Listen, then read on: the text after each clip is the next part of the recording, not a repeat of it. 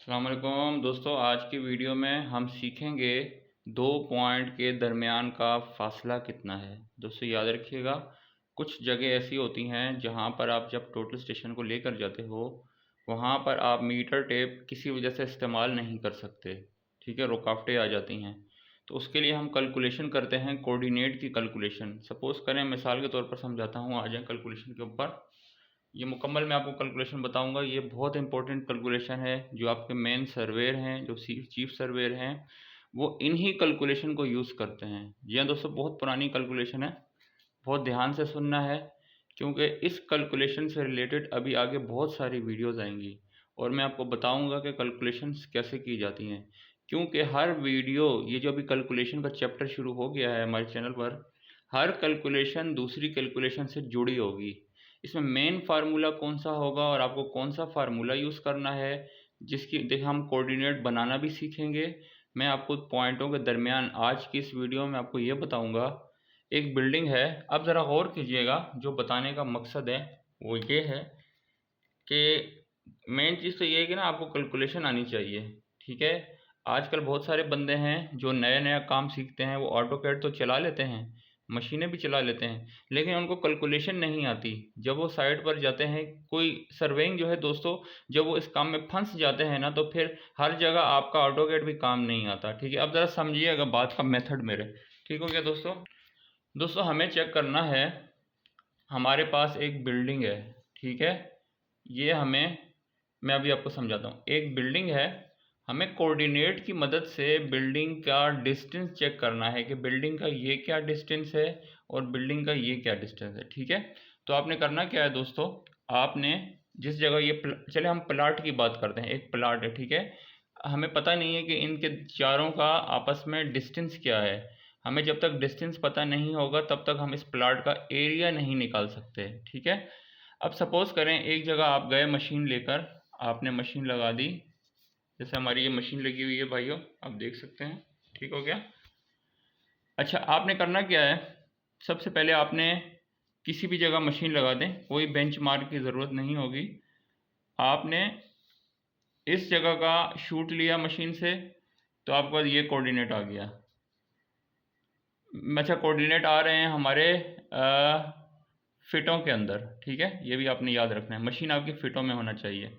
आपने शूट किया ये, आपको ये कोऑर्डिनेट आ गया। आपने शूट किया ये कोऑर्डिनेट आ गया। आपने शूट किया ये कोऑर्डिनेट आ गया। कोऑर्डिनेट आ गए, अब आपको एक कैलकुलेशन करनी है। साइंटिफिक कैलकुलेटर आपके पास होना चाहिए। आपने करना क्या है, मशीन में देखेंगे तो मशीन आपको ये चारों कोऑर्डिनेट दे देगी। ये भी दे देगी, ये भी दे देगी, ये भी दे देगी, ये भी दे देगी। समझ चुके होंगे? कमेंट्स कीजिएगा। अब आपने एक फार्मूला यूज़ करना है। ठीक है, फार्मूला कौन सा यूज़ करना है, ध्यान कीजिएगा। हम यूज़ करेंगे पोल का फार्मूला। ठीक है, आज की वीडियो में आपको ये बताऊंगा दोनों पॉइंटों को, इन चारों पॉइंटों के दरमियान का फासला कैसे निकालते हैं। ठीक है, नेक्स्ट वीडियो में हम समझेंगे हम कोई कोऑर्डिनेट बनाते कैसे हैं, कि जब कोऑर्डिनेट के थ्रू कोऑर्डिनेट बनता है वो इसी कैलकुलेशन से बनेगा। शर्त ये है कि आपको ये कैलकुलेशन पता होनी चाहिए। अगर आपको ये कैलकुलेशन पता नहीं होगी, डायरेक्ट मैं वो बताऊंगा, तो आपका किसी काम का नहीं है। ठीक है, ज़रा गौर कीजिएगा, ना समझ में आए तो मुझे कमेंट्स कीजिएगा, मैं दोबारा वीडियो बना दूँगा। दोस्तों आप एक फार्मूला यूज़ करेंगे, फार्मूला नोट कर लें, POL, for checking distance manual. ठीक है, आपने एक फार्मूला यूज़ करना है। आप लिखेंगे पोल, कैलकुलेटर पोल, सही है, northing, first northing minus second northing. ठीक है, comma, first easting minus second easting. समझ चुके होंगे? ब्रैकेट बंद करेंगे तो आपका डिस्टेंस आ जाएगा। अब ज़रा समझिएगा, पोल का फार्मूला हो गया। इसमें आपको करना क्या है, शर्त ये होनी चाहिए, आपको पता होना चाहिए कि आप कौन से पॉइंट के कौन से दरमियान का फासला निकाल रहे हैं। चले, मैं, मेरी बिल्डिंग इस तरह है। ठीक है, ये मेरी बिल्डिंग है दोस्तों, इस तरह। ठीक है, सबसे पहले मैं इसका डिस्टेंस चेक करता हूँ, फिर मैं इसका डिस्टेंस चेक करूँगा। ठीक है, बाकी ये डिस्टेंस आप खुद ही निकाल लेंगे। तरीका वही है, वीडियो हमारी लंबी नहीं होगी। अच्छा, डिस्टेंस चेक करने के लिए आप यही फार्मूला यूज़ करेंगे, ठीक है। अब आप साइंटिफिक कैलकुलेटर के ऊपर आएंगे, उसमें एक ऑप्शन होता है पोल का, ठीक है। आप पोल को दबा दें, ठीक है। पोल को दबाने के बाद आप देखिएगा आपके कैलकुलेटर पे एक ऑप्शन है POL। पोल को दबाने के बाद आपने करना क्या है, खुद ही ब्रैकेट आ जाएगी। चले मैं दिखाता हूँ आपको कैलकुलेटर के ऊपर। दोस्तों मैं कैलकुलेटर पर आ चुका हूँ। आप कैलकुलेटर को जैसे ही सामने रखेंगे, जैसा कि मैंने आपको बताया है, आपके कैलकुलेटर पे एक निशान होगा POL, इसको दबा दें, देखें ये आ गया, ठीक है। अच्छा चलिए हम कोऑर्डिनेट लिखते हैं, फिर आपको समझ में आ जाएगी। भाइयों जो मैंने आपको ऊपर दिखाया था बोर्ड के ऊपर, हमारा पहला होगा नॉर्थिंग, दूसरा होगा easting, northing easting, northing easting, ठीक है। कैलकुलेटर आपके सामने है, चलिए मैं कैलकुलेटर निकालता हूँ। जैसा कि मैंने आपको समझाया हमारी इसी तरह के कोऑर्डिनेट, ठीक है। मैं इन दोनों के दरमियान का डिस्टेंस निकालूंगा, फिर इन दोनों के दरमियान का डिस्टेंस निकालूंगा, ठीक है। आपने करना क्या है, जैसा कि मैंने आपको फार्मूला बता दिया, पोल, पोल को दबा दें। अच्छा पहले आपने लिखना है वो कोऑर्डिनेट जहाँ से आप शुरू कर रहे हैं, ठीक है। आप यहाँ से यहाँ आ रहे हैं डिस्टेंस चेक करने के लिए। अच्छा जी, अब आपने करना क्या है, पोल में लिखें पहले नॉर्थिंग 5000, ठीक हो गया दोस्तों। ये आपने 5000 लिख दिया। पॉइंट वैसे ही डालते हैं जो पूरा फिगर है, 000, ताकि आप कंफ्यूज ना हो, माइनस। अच्छा अब लिखना है आपने दूसरे कोऑर्डिनेट का पहला नॉर्थिंग, नॉर्थिंग नॉर्थिंग माइनस होंगे, माइनस करें, दूसरा लिखें 5000, ठीक है दोस्तों। 0.070, एक कोऑर्डिनेट निकालना बताऊंगा, अगला आप खुद ही कर लेंगे, ठीक है। अच्छा ये दो कोऑर्डिनेट आपने लिख लिए।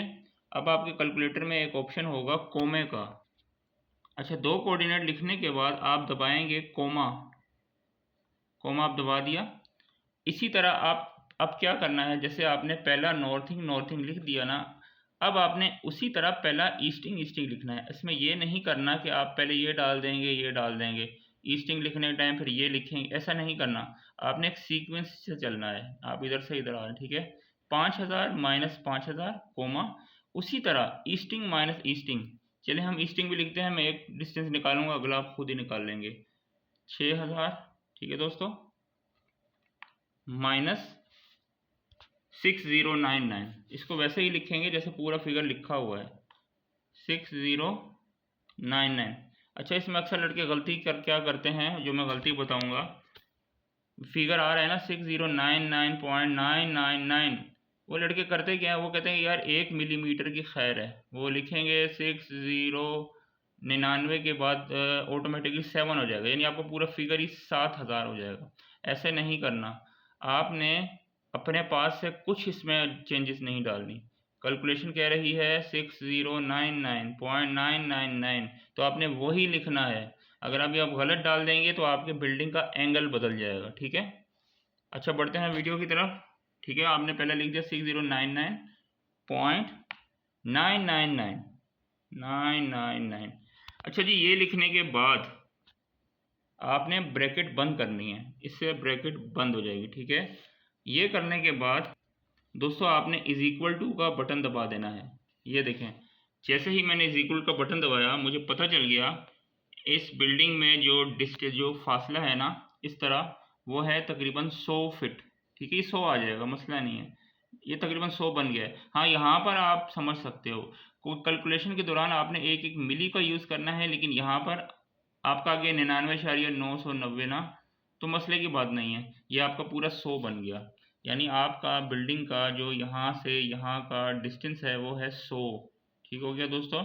इसी तरह आप यही फार्मूला यूज़ करें, यहाँ से यहाँ आए, पता चल जाएगा यहाँ का डिस्टेंस कितना है। इसी तरह ये चेक करें यहाँ का डिस्टेंस कितना है, ये चेक करें यहाँ का डिस्टेंस कितना है। अगर चारों सेम आ गए, वो आप पता चल सकते हैं। अगर जितना भी फ़र्क होगा आपके प्लाट में, 1 मिली 2 मिली 1 इंच 2 इंच, तो कैलकुलेशन आपको बता देगी। तो यही एक मेन फार्मूला है जिसका इस्तेमाल काफ़ी अरसे से किया जाता है। मैं भी तकरीबन इसको 10 से 15 साल से इसी फार्मूले का इस्तेमाल करता हूँ, और उम्मीद करता हूँ वीडियो आपको पसंद आई होगी। इसी तरह का ऑनलाइन सेशन देखने के लिए मिलते हैं नेक्स्ट वीडियो में।